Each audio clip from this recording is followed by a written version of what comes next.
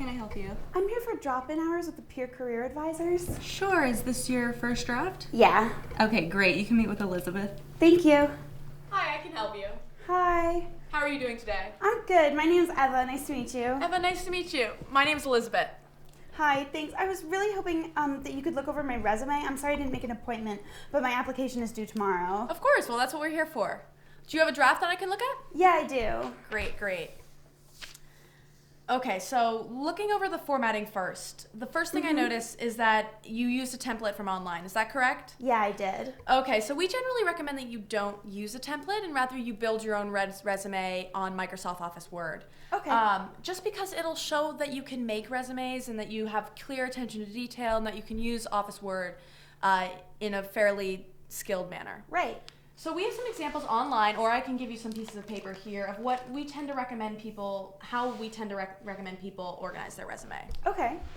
So generally you want to start with a business header up at front, different section involving your education, your professional experience, your leadership experience, or campus experience, and then your skills and interests. Okay, great. So again, looking at your formatting, the second thing I notice is that you clearly go onto a second page. Yeah. We recommend that as an undergraduate, you keep your resume to one page. We want to make sure that you're putting your best foot forward, you're being concise, and anyways, recruiters are only going to look at your resume for like 30 seconds max, and we want to make sure that what they're seeing is the most important and relevant experience. Okay, great. What do you think I should take out? Well, the first thing I notice is that you're a sophomore, correct? Yeah, I am. Okay, so as a sophomore, we can look to take out any of your high school experience that might not be relevant. Okay.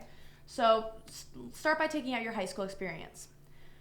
So looking actually at your bullet points and your content, I noticed that you're using verbs that are a little bit weak. And what I mean by that is they're verbs like assisted or helped out or assigned or responsible for. Okay. I want to make sure that the first thing the recruiter reads is strong, assertive, and detailed about what you're doing. Right. So I would recommend rephrasing your bullet points to avoid anything that says responsible for or assigned to, and then rephrasing things such as assisted or helped out to bring the more detailed verb or the more detailed experience that you were doing first. What I mean by that is as opposed to saying you assisted with something, say I did something for this person, for my supervisor, or in a team of 4. Okay, great. Make sense? So yeah. With all of that in mind, why don't you go home, spend an hour or 2 hours rewriting your resume, first of all, take out the template, make your resume from scratch in Microsoft Office Word, take out anything that is high school experience so you get this down to one page, okay, and then rephrase your bullet points in order to have the most assertive verb first. Great. Thank you so much. Sounds great. And come in for a second draft and we'll take another look at it. I will. Thank you. Great. Thanks. So the top 5 things I would recommend you think about before you write your resume are, firstly, make sure you have detailed, action-oriented, and specific verbs to start each of your bullet points. Secondly, make sure you refer to the posting before you write your resume and before you choose your verbs. And what I mean by that is, for example, on the posting, perhaps they ask for someone who's organized. Well, try to think about a time that you were organized and start your bullet point off with the word organized. Thirdly, vary your word choice as much as possible. So if you've already used the word organized, maybe use managed or rephrased or whatever that synonym is.